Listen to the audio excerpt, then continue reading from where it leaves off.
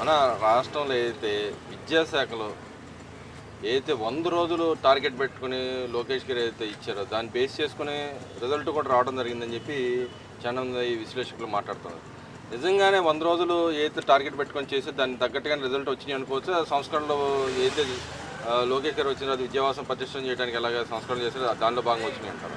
అందరికీ నమస్కారం. ఇవన్నీ కూడా ముమ్మాటిగా హర్షించదగ్గ విషయం. గత పాలకుల నిర్లక్ష్యానికి గురి చేశారు ప్రభుత్వ పాఠశాలన్నీ. ప్రైవేట్ పాఠశాలకు ప్రోత్సహించి వాళ్ళ అక్రమార్జన పెంచుకోవడానికి చేసిన ప్రయత్నాలు అంతకుముందు అవన్నీ కూడా సమూలంగా వాటన్నిటిని రూపుమాపి నారా లోకేష్ గారు విద్యా వ్యవస్థలో ఎన్డీఏ కుటుంబ ప్రభుత్వం వచ్చిన తర్వాత సమూల మార్పులు చేసి ఇవాళ ఆంధ్రప్రదేశ్లో చదువుకునే పిల్లలు ప్రభుత్వ స్కూల్సే మెరిట్ బ్రహ్మాండంగా జరుగుతున్నాయి. మనం రూపాయి డబ్బులు ఖర్చు పెట్టకోకుండా ప్రభుత్వ స్కూల్స్లో అన్ని ఫెసిలిటీస్ కల్పించి బాత్రూములు కానించి చదువుకోవటానికి క్లాస్ రూమ్స్ కానించి మధ్యాహ్నం భోజనం కానించి సన్నబియ్యంతో అన్ని వసతులు కల్పించి వాళ్ళకి మెరుగైన విద్య అందించడంలో ఆంధ్రప్రదేశ్ ప్రభుత్వం ముందుంది అంటాకే మొన్న వచ్చిన 10th క్లాసులో కానీ ఇంటర్మీడియట్ మార్కుల్లో కానీ నిదర్శనం. అది అందరూ కూడా ప్రతి ఒక్కరు కూడా హర్షించదగ్గ విషయం.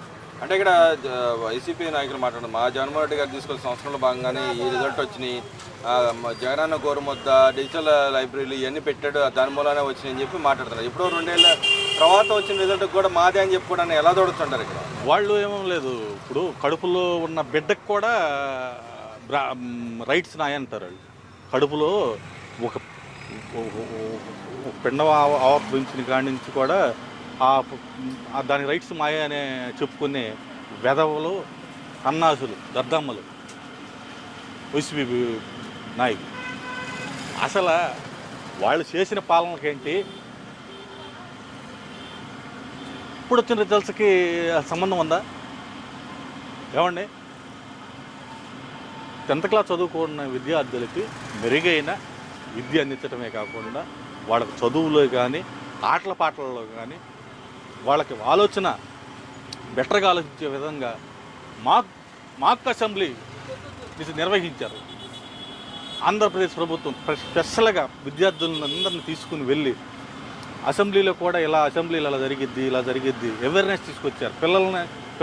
పిల్లల ఆలోచనని పెంచే విధంగా పిల్లలు కూడా బాగా వాళ్ళు కూడా రాష్ట్రంలో ఏం జరుగుతున్నాయి, ఏ సమస్యల మీద జరుగుతుంది, విద్యతో పాటు వాళ్ళ ఆలోచన విధానం కూడా మార్పు చేసి ఇవాళ ప్రపంచ దేశాల్లోనే తలెత్తుకునే విధంగా తీర్చిదిద్దిన ఆంధ్రప్రదేశ్ ప్రభుత్వానికి ధన్యవాదాలు చెప్పాల్సింది పోయి వాళ్ళు ఈ వచ్చిన క్రెడిట్ని మాది మేము చేసాం మీ సమూలన మార్పులు అని అంటే నాడు నేడు కింద ఆ రోజున బిల్డింగ్లు కట్టుకోకుండా డబ్బులు దోచుకున్నారు. పిల్లలకు పెట్టే తిండిలో కూడా కక్కుర్తుపడి పురుగుల అన్నం పెట్టి వాళ్ళని విద్యలు చదువుకునే వాళ్ళని హాస్పిటల్ పాలు చేసి నానా యాగి చేసిన ప్రభుత్వం ఏదో ఉందంటే వైసీపీ ప్రభుత్వం గతంలో.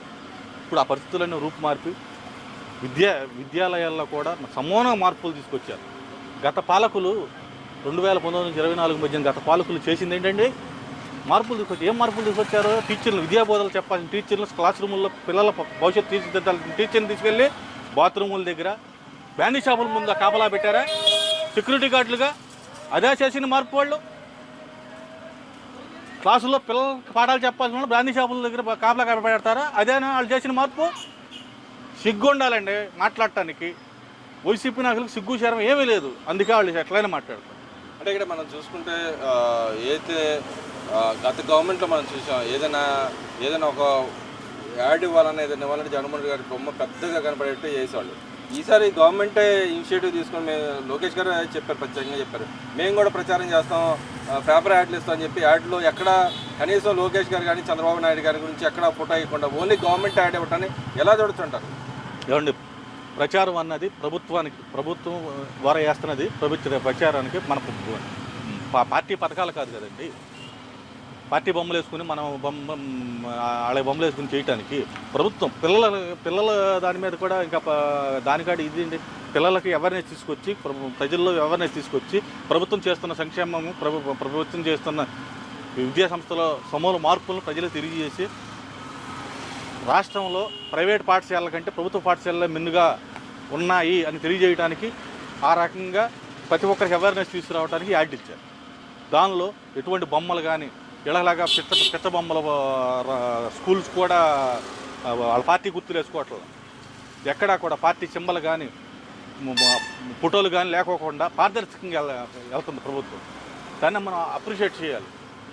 అంటే సమూల మార్పులు తీసుకోవాలి. అలా ఎందుకు చేయాల్సి వచ్చిందంటారు? గతానికి ఇప్పుడు ఎందుకు తేడా? అదే వాళ్ళంటే ఫోటోలు పెచ్చోళ్ళు అండి, రంగులు పెచ్చోళ్ళు, ఫోటోలు పెచ్చోళ్ళు, ప్రజాధనం వృధా చేస్తారు. అలా కాదు, చేసే పనికి ప్రజలకు ఉపయోగపడాలి, ప్రజా మంచిగా ఇది అవ్వాలి. కానీ ఒక ఫోటోలు పెచ్చ కోసమో రంగుల పెచ్చ కోసమో చేయకూడదు.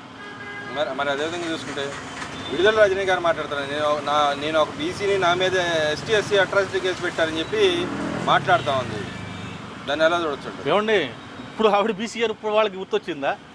గతంలో ఎంతమంది బీసీలు కొత్తగా వచ్చారు? ఆవిడ జిల్లానేగా.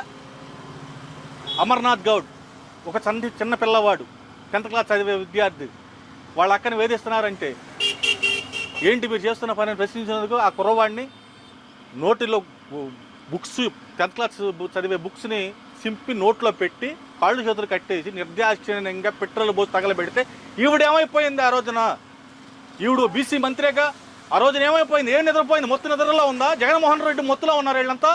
ఇవాళ కావాల్సి వచ్చిందా? వీళ్ళకి కులమును బీసీ కార్డు వాళ్ళకి కావాల్సి వచ్చిందా? వాళ్ళకి గతంలో లేరా? వీళ్ళకంటే పెద్ద పెద్ద వాళ్ళందరినీ తీసుకెళ్ళి అచ్చెన్నాయుడు గారిని, ఈయన అనకాపల్లి ఇప్పుడున్న స్పీకర్ గారు అయ్యన్న పాత్రుడు గారు, ఆయన వయసు ఎంత? ఆయన మీద రేక్ కేసు పెట్టారు. ఆయన మీద అట్రాసిటీ కేసులు పెట్టలేదా? కొల్లు రవీంద్ర గారి మీద పెట్టలేదా? అచ్చెన్నాయుడు గారి మీద పెట్టలేదా? ఎంతోమంది మీద, బీసీ నాయకుల మీద ఊచకొత్తకు వచ్చారు. తోట రామచంద్రయ్య అయితే ఏమైంది? బీసీ నేత కాదా ఆయన? బీసీ నాయకులు కదా? బీసీ ఆయన కాదా? అతను పార్టీలు పక్కన పెట్టిన బీసీ అతను కాదా? అతను పేక్ కోసేస్తే నువ్వేమైపోయావు? ఆ రోజున ఏమైపోయావు? నువ్వు బీసీ అని ఇప్పుడు గుర్తొచ్చిందా నీకు? బీసీ అనే అర్హత, వాళ్ళు ఎత్తే అర్హత వైసీపీ పార్టీ నాయకులకి లేనే లేదు. అంటే ఇక్కడ మాట్లాడుతున్నా అమరావతి దోచుకోవడానికి కోసం ఇలాంటి తీసుకొస్తున్నా, అక్కడ ఏమీ లేదు. అమరావతి ఇప్పటికీ శ్మశానం అన్నట్టుగా మళ్ళీ పదే పదే మాట్లాడుతూ ఉంది కదా.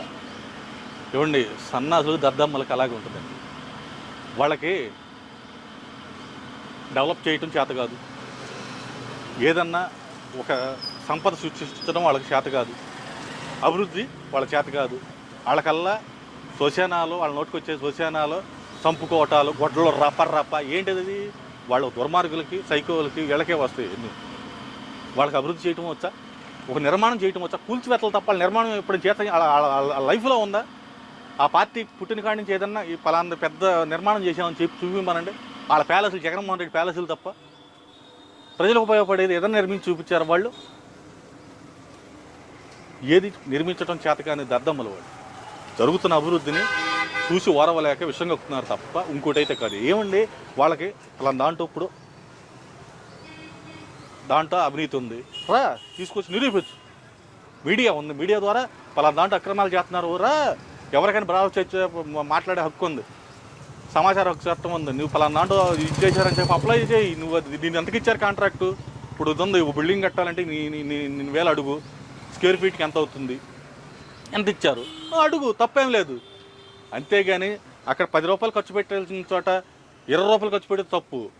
10 రూపాయలు ఖర్చు పెట్టాల్సిన చోట 9 రూపాయలు పనిచేసే వాళ్ళని మెచ్చుకోవాలి, ₹1 తక్కువ పని చేస్తున్నారు. కానీ ఇక్కడ అమరావతిలో నారా బ్రాహ్మణి గారు ఏదైతే 25,000 గజాలు తీసుకున్న దాంట్లో ప్యాలెస్ కడుతున్నారు, అక్రమంగా మార్గంలో తీసుకున్నారు అని చెప్పి మాట్లాడుతున్నారు. కొన్ని వేల కోట్ల నష్టం చేకూర్చారు ఏదైతే రాజధాని కోసం అని చెప్పి మాట్లాడుతూ ఉన్నారు కదా. ఏమండి, కనీ విని ఎరగని రాజధాని మన అమరావతి రాజధాని అండి.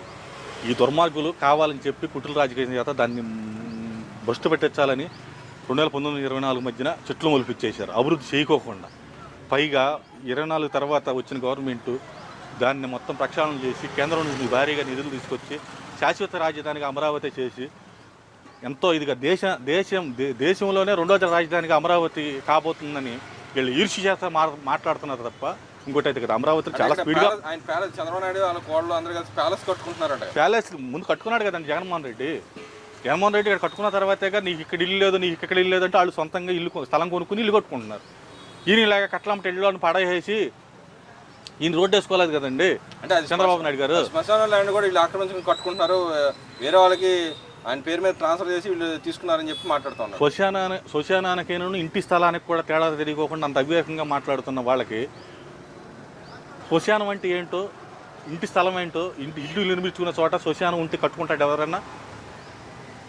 బుద్ధి లేని వాళ్ళు మాట్లాడే మాటలు అవన్నీ కూడా. ఇంటి స్థలము శ్మశానానికి ఎంత దూరంగా కట్టుకుంటారు? ఎవరైనా తెలిసి కట్టుకుంటారా? మీరైతే కట్టుకుంటారా చెప్పండి? జగన్మోహన్ రెడ్డి ఇట్లా కట్టుకున్నాడు అంతే. ఆయన అంతా సమాధుల మీద పుట్టిన పార్టీ, సమాధులు మనుషులను చంపి వాళ్ళ శవాల మీద పెరిగి వచ్చినాడు కదా, ఆయన అట్టగా మాట్లాడు.